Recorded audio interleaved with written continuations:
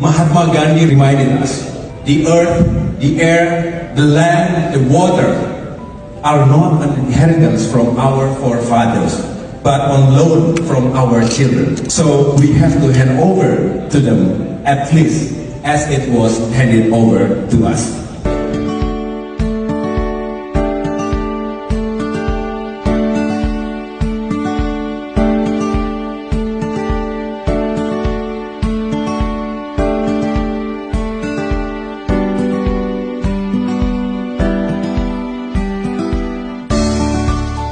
By 2050, we will have to deal with land and water scarcity.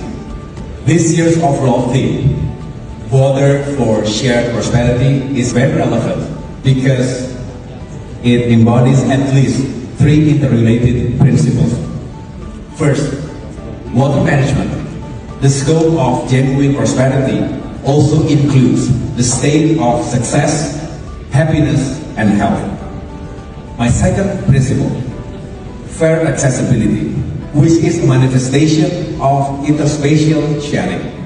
Water management must be implemented fairly to provide equal access to drinking water and sanitation. And the third principle is sustainability. It is the manifestation of intergenerational sharing.